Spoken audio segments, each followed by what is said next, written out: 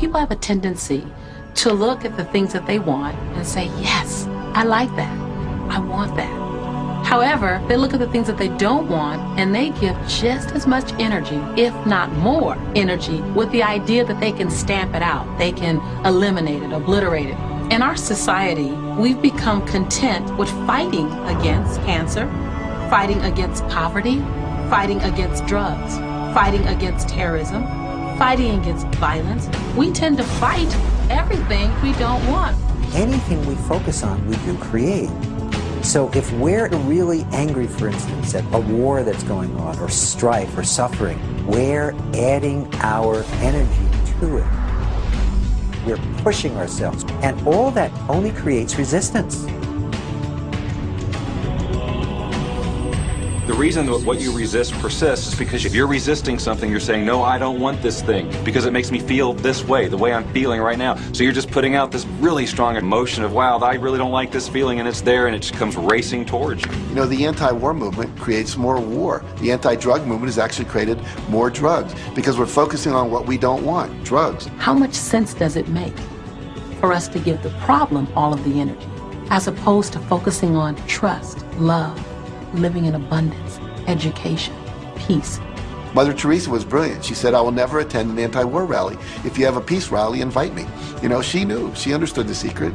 I mean, look what she manifested in the world. So if you're anti-war, be pro-peace.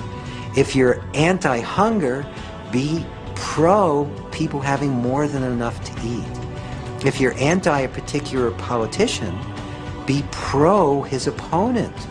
Often elections are tipped in the favor of the person that people are really against because he's getting all the energy and all the focus. You want to focus on what you want, not what you don't want. It's okay to notice what you don't want because that gives you contrast to say, well, this is what I do want.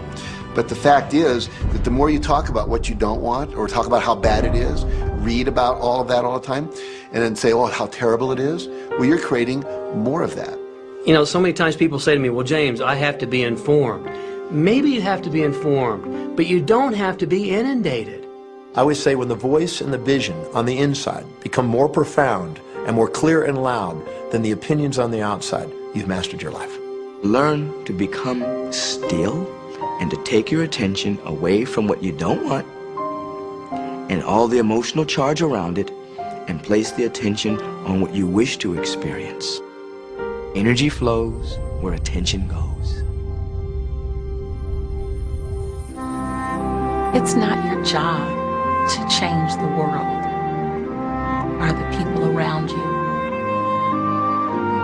It's your job to go with the flow inside of the universe and to celebrate it inside the world that exists.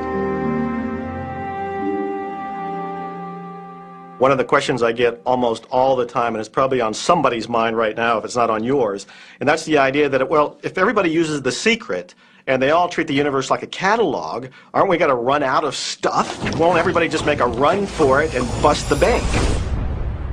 What's beautiful about the teaching of the Great Secret is that there's more than enough to go around for everyone. There is a lie that acts like a virus within the mind of humanity. And that lie is there's not enough good to go around. There's lack, and there's limitation, and there's just not enough. That lie has people living in fear, greed, stinginess, and those thoughts of fear, greed, stinginess, and lack become their experience. So the world has taken a nightmare pill. Now the truth is, there's more than enough good to go around. There's more than enough creative ideas. There's more than enough power. There's more than enough love. There's more than enough joy. All of this begins to come through a mind that is aware of its own infinite nature. Every great teacher who's ever walked the planet has told us that life was meant to be abundant. And so, just when we think that resources are dwindling, we find new resources to achieve the same things. And so even though we say we have lack, it's because we don't open up our vision and see all what's around us. You know, when everybody starts to live from their heart and go for what they want, they don't go for the same things. That's the beauty of this. We don't all want BMWs. We don't all want the same person. We don't all want the same experiences. We don't all want the same clothing. We don't all want fill in the blank. There's enough for everyone. If you believe it, if you can see it, if you act from it, it will show up for you. That's the truth.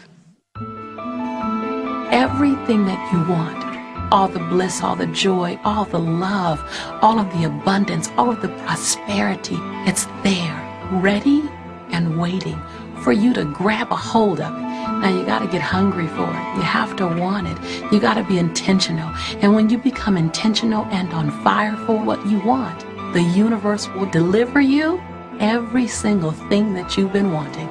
Recognize the beautiful and wonderful things around you and bless and praise them. And on the other side, the things that aren't currently working the way you want them to work, don't spend your energy faulting or complaining. Embrace everything that you want so you can get more of it. Most of the leaders in the past missed the great part of the secret, which is empowering and sharing with others. This is the best time to have ever been alive in history. It's the first time we've ever had the power to gain knowledge at our fingertips.